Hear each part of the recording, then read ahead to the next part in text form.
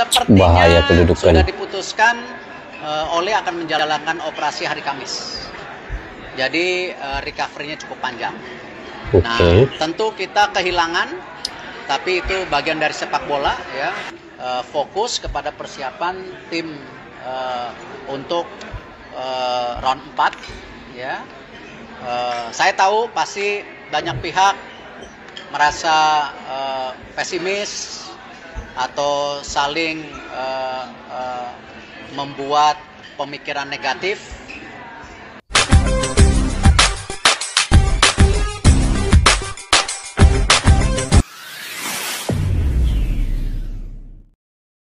Assalamualaikum dan salam persaudaraan, salam sepak bola. Selamat bertemu kembali guys di channel Askalani Studio, dan juga salam Jumat pada hari ini. Semoga kalian dapat melakukan amal ibadat dengan lebih tenang dan aman. Oke guys, kita bicara terkait dengan sepak bola pada hari ini. Ada perlawanan yaitu Indonesia lawan Filipina di Piala AFF U23 ataupun Mandiri Cup, manakala Malaysia akan lawan dengan Brunei bermain pada 18.00, manakala Indonesia akan bermain pada pukul 21.00.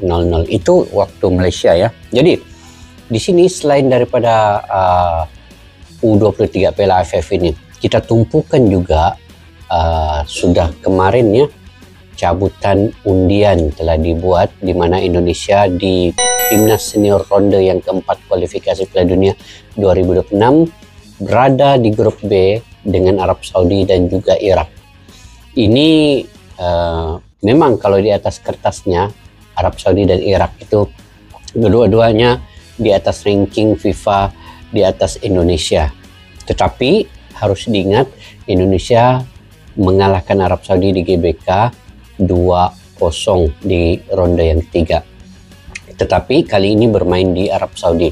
Jadi Indonesia harus berhati-hati juga dan berwaspada. Begitu juga dengan Oli Romeni, di mana beliau mengalami kecederaan, dan kita mendoakan beliau cepat pulih, dan harusnya ada kecepatan untuk membawa pemain-pemain amunisi baru, karena Oktober sudah dekat, dan Oli Romeni kalaulah dia masih belum sembuh sepenuhnya, siapa pengganti beliau. Jadi dipercepatkan mana-mana pemain yang mungkin yang sudah lama sebenarnya diincar oleh timnas Indonesia, kayak Jerry Redwell, siapa lagi, Mauro Gestra, Jonathan Miliano, Jayden Osterwald, dan lain-lain lagi nih.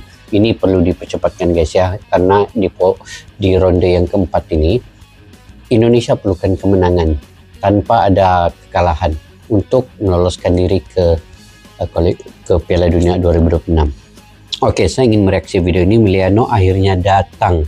Satu lagi nyusul dari Portugal. Apapun untuk Piala Dunia, Ivar naik kelas nih. Oke, yuk kita simak dulu video ini guys. Kita semua tahu jika timnas Indonesia akan melakoni partai besar di round 4. Tentu saja, untuk meraih hasil terbaik, semua elemen timnas harus memberikan 100% kemampuan. Akan tetapi, kita juga tahu kalau cederanya Oli Romeni bikin semua deg-degan. Pasalnya, Pak Erik mengkonfirmasi kalau Ole akan menjalani operasi pasca kena geprek pemain Arema di Piala Presiden. Dan menurut beliau, lawan Arema Ole itu 100% akan absen di FIFA Matchday September.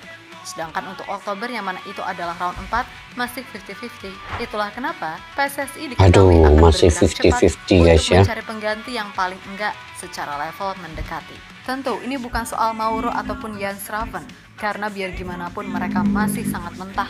Dan merujuk pada nama yang ada, Dean Zandbergen adalah opsi paling realistis, di mana penyerang 23 tahun yang kini membela VVV Venlo dinilai punya atribut yang 11-12 sama Ole. Namun sepertinya nggak cuma itu aja, sebab dikutip dari sumber lainnya, kalau Miliano Jonathan juga sekalian akan segera diurus secepatnya. Ini serta bagus, ada pun Miliano satu Jonathan pemain lainnya yang berposisi sebagai gelandang bertahan dan kini tergabung ini siapa di nih? Liga Utama Portugal, Estoril, yaitu Vin Dijk. Jelas jika semua terrealisasi tepat waktu, paling enggak secara kedalaman skuad kita bisa sedikit merasa yakin, walaupun amit-amit tim ini nggak diperkuat oleh Romeni di round 4. Aduh, sayang pula kalau Oli Romeni tiada.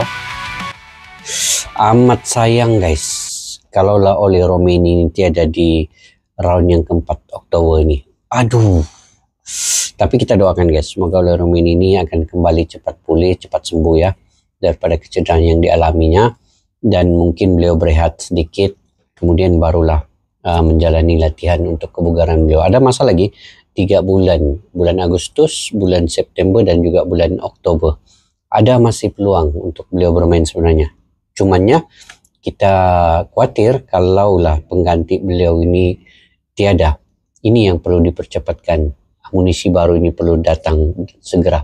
Dan saya yakin Bapak Erick Thohir akan melakukan yang paling terbaik demi untuk Indonesia ini lolos ke Piala Dunia guys.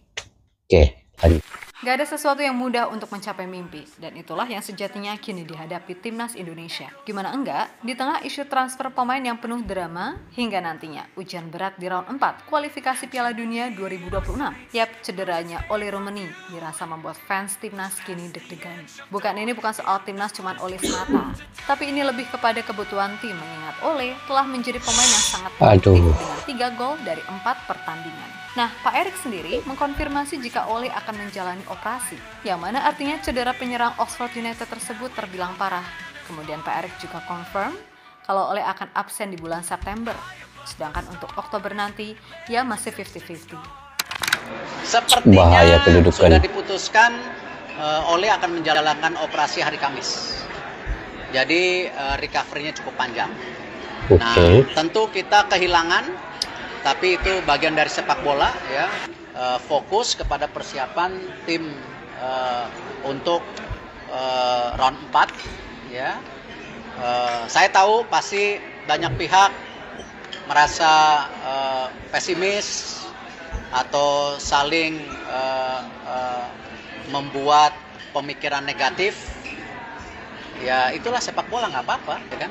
Ada opsi buat naikin Jens Raven atau proses nanti yang memutuskan ya tim kepelatihan ya, siapa yang dipilih ataupun ada recovery seperti apa ya nanti kita lihat saja. Nanti Ole dipastikan absen, Pak? Oh belum tahu, jangan doain yang selalu yang pesimis. Kalau September pasti nggak main ya kan. Sekarang Juli, Agustus, September ya, kita lihat Oktobernya. Ya, gimana pun semua udah terjadi dan kita suka nggak suka harus menerima kenyataan tersebut. Namun jelas dalam hal ini kita nggak boleh larut karena dalam sepak bola semua kemungkinan bisa terjadi. Mudah-mudahan akan cepat sembuh guys. Langsung bergerak cepat untuk mencari pengganti Ole, di mana Pak Sumarji mengatakan jika pihak PSSI akan coba mendatangkan penyerang grade A. Namun yang jadi pertanyaan, siapa nomor 9 sejati grade A? Kan gitu. Nah, sejatinya untuk penyerang nomor 9 ada nama Dean Zandbergen. Jelas kalau ukuran grade, dia bukan grade A karena hanya main di divisi 2 Belanda. Akan tetapi, dilihat dari atribut yang dimiliki, jelas ini pemain adalah yang levelnya cukup mendekati Ole, setidaknya sebagai opsi pelapis masih logis. Kenapa? Dia ini tipe striker modern yang bisa ikut terlibat dalam build up serta sanggup melakukan pressing di area lawan. Kemudian dia juga punya postur tinggi yang berguna untuk duel bola atas. Selain itu, dia juga lihai membuka ruang untuk memudahkan rekan-rekannya mencetak gol. Musim lalu, penyerang 23 tahun tersebut mampu mencetak 5 gol dan 4 assist dari 33 penampilan di divisi 2 Belanda. Jelas kalau cuma lihat dari sisi gol aja, pasti banyak yang julid. Tapi dilihat dari data serta penjelasan tadi, Dean adalah tipe team player, yang mana itu terlihat dari player traits yang dikutip dari FOTMOB. Terlihat kalau Dean mampu mencatat persentase 90% chance created, sehingga jelas ini pemain sangat underrated. Lebih lanjut, juga 90% chance. Ini juga sedang mempercepat proses Emiliano Jonadan yang emang udah lama di kontak. Nah, selain Emiliano, ada pun satu pemain lagi yang memang dirasa perannya bisa melapisi Chelsea, yang kini tercatat satu-satunya di MF murni. Namanya adalah Vindike, pemain Estoril berusia 20 tahun dari baru lagi Portugal yang musim lalu dipinjamkan semusim penuh ke divisi 2 Belgia bersama SK Beveren. Bersama SK Beveren, Vindike tampil 16 kali dengan catatan 2 assist. Menurut penilaian manajer umum Beveren, Bob Peters, Dike dinilai punya kualitas untuk jadi seorang gelandang bertahan yang hebat. Dika memiliki banyak kualitas menarik untuk seorang gelandang bertahan hebat di masa depan. Dia menggabungkan kekuatan bertahan dengan kemampuan sepak bola yang kuat yang memungkinkannya untuk membawa keseimbangan ke tim. Dika adalah pemain sepak bola cerdas yang berpikir ke depan dan juga kuat di udara. Tegas Bob. Yap, dikutip dari bloodindonesia.id, Dika mengatakan dia sangat terbuka jika Indonesia menghubunginya. Dan Dika mengatakan jika dia juga bisa main di lain posisi alias versatile. Sesuatu yang bagus jika mereka menginginkan saya bergabung, akan tetapi sayangnya mereka belum menghubungiku. Dan aku ini dia mau main dengan Indonesia, guys. ucap gelandang 20 tahun tersebut. Nah, dari sini Oh, kita muda bisa lihat lagi. kalau semisal Dean, Miliano, 20 tahun. dan Vin Dike bisa diangkut sepaket, maka kita bakal punya pemain yang terbilang oke. Dean sebagai pelapis Ole, Miliano bisa dijadikan andalan di wing kanan atau nomor 10, dan Vin Dike bisa jadi pelapis dari Joy Pelupesi sebagai DMF. Di sisi lain ada kabar positif tentang gelandang muda kita, Ivar Jenner, di mana Ivar diketahui akan naik kelas ke tim utama FC Utrecht. Yap, Ivar dirasa udah cukup tim utama sudah layak serta udah matang. Dan itu terlihat dari konsistensi permainannya di Divisi 2 Belanda bersama Jong Utrecht. Nah, salah satu hal yang menguatkan kabar ini jelas keikutsertaan Ivar dalam sesi foto tim utama FC Utrecht untuk musim 2025-2026. Yang mana terlihat jelas kalau logo di bench adalah logo Eredivisie. Tentu saja ini adalah hal yang bagus buat Ivar, dan mungkin dia adalah pemain yang sangat layak dapat kredit lebih. Yap, Ivar Jenner, pemain yang sejatinya nggak pernah aneh-aneh, nggak pernah buat sensasi, selalu penuh canda tawa, dan nggak pernah protes sana-sini ketika jadi cadangan. Pokoknya udah diem dan terus latihan. Sampai pada titik sekarang, Ivar benar-benar jadi seseorang yang lebih matang. Di saat sohibnya yaitu Rafael Struijk kini terdampar di Liga Indonesia, Ivar justru terus menunjukkan progres mantap di Eropa. Kini ia bertekad menembus posisi inti di FC Utrecht. Dan Mimin percaya di usianya yang masih 21 tahun, Ivar Jenner sangat berpotensi menembus level teratas sepak bola Belanda untuk kemudian melebarkan sayapnya di Eropa. 55 caps di Jong Utrecht dirasa memang udah menjelaskan semuanya, dan mungkin inilah saatnya Ivar mengambil langkah penting dalam karirnya untuk jadi pemain yang lebih tinggi levelnya. Let's fly, let's Garuda, reaching for the distant fire with stars, echo. Apapun yang menjadi tujuan, dan semoga jalan Indonesia untuk ke Piala Dunia bisa lancar. Karena biar gimana pun mungkin itu bisa jadi pelipu lara atas segala kekecewaan kita semua dengan drama, kontroversi, dan ketidakjelasan seputar sepak bola Indonesia. Kemudian untuk para pemain yang ada, tingkatkan lagi levelnya. Kalaupun dari Liga 1 atau besok jadi Super League atau apalah itu, ya udah, semisal nanti ada panggilan timnas, buktikan aja, gak usah itu. Ingat, level tekanan di round 4 pasti jauh lebih berat. Apalagi kita mainnya di Timur Tengah dan lawannya Timur Tengah semua. Jangan sampai segala faktor non-teknis bikin kita gagal melangkah. Buktikan jika marwah Garuda nggak bisa disepelekan gitu aja. Apalagi sama gondes-gondes AFC yang nggak tahu lagi deh gimana. Untuk itu buat semua elemen timnas, tetap semangat dan sukses selalu, oke? Kita Garuda. Oke guys, mungkin beberapa perkara yang perlu dilakukan oleh PSSI dan juga Timnas Indonesia ini ya, untuk mereka bersaing di ronde yang keempat, karena lawannya adalah Arab Saudi. Lawan sudah kita ketahui ya, Arab Saudi dan juga Irak. Dan Arab Saudi ini mungkin masih bisa lagi di challenge ataupun dilawan karena baru dikalahkan oleh Indonesia di GBK 2-0 walaupun seri di Arab Saudi ya. Dan tetapi kali ini berbeda juga karena ini adalah ronde yang keempat. Sudah semestinya Arab Saudi juga melakukan banyak perubahan mungkin untuk mereka menguatkan lagi tim mereka karena bermain di kandang mereka sendiri, yaitu tuan rumahnya Arab Saudi.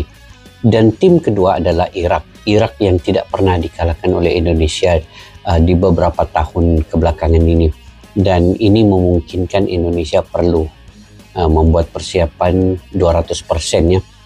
Apa yang perlu dilakukan, saya pikir Indonesia perlu mempercepatkan naturalisasi ataupun poin diaspora yang mana punya grade yang tinggi, yang kayak Milano Jonadan tadi, pemain baru tadi, itu mungkin dapat mengatasi kekurangan, kecolongan yang ada di timnas Indonesia. Kalau contoh Oli Romini tidak bisa bermain, mungkin ada backup, tetapi perlu dipercepatkan untuk menaturalisasi pemain-pemain diaspora ini. Kalau tidak, masa hanya tinggal 3 bulan lagi ya. Agustus, September dan Oktober ini bermain. Jadi ini harus diseimbangkan. Sudah tentu Arab Saudi dan Irak juga memikirkan, menyiapkan tim mereka dengan yang paling terbaik. Dan PSSI perlu cepat menggerakkan jentera-jentera kepelatihan ini untuk berlatih segera, dan juga perlu pelatih-pelatih yang ada di timnas Indonesia sekarang kayak Patrick Kluivert menekan pemain di latihan nanti dengan cara fisik yang kuat dan juga taktikal yang cepat. Maksudnya kena taktikalnya pressing cepat, permainan dengan tekanan yang tinggi, karena ini ronde yang keempat, perlu stamina pemain itu lebih tinggi lagi, lebih kuat lagi. Jadi sistem latihan pun perlu lebih keras lepas ini. Jadi saya ingat semua ini akan dilakukan sebaik mungkin oleh Bapak Erick Thohir, karena target beliau memang ingin masuk ke Piala Dunia 2026 ini. Walaupun agak sulit, tetapi proses dan jalan yang berliku ini perlu ditempuhi dan perlu dukungan semua pihak. Sebenarnya Indonesia ini guys ya, sudah amat patut bersyukur ya, karena sampai ke ronde yang keempat. Tidak ada mana-mana tim di Asia Tenggara ini, sama ada Vietnam, Thailand, sampai ke tahap yang setinggi ini. Jadi apapun yang berlaku nanti, tetap dukungan kita berikan untuk timnas Indonesia ini, karena satu-satunya wakil di ASEAN ini yang melangkah jauh sampai ronde yang keempat, dan hanya selangkah lagi guys. Kalau dapat menang lawan Arab Saudi, menang ke atas Irak, itu sudah cukup untuk meloloskan mereka ke Piala Dunia. Hanya 2 perlawanan, tidak ada perlawanan timbal balik. Ini adalah perlawanan 2 perlawanan yang perlu ditempuhi Indonesia. Lawan Arab Saudi pada tanggal 18, lawan Irak pada 3 hari selepasnya. Jadi persiapan perlu semaksimal mungkin. Oke guys, saya ingat itu saja.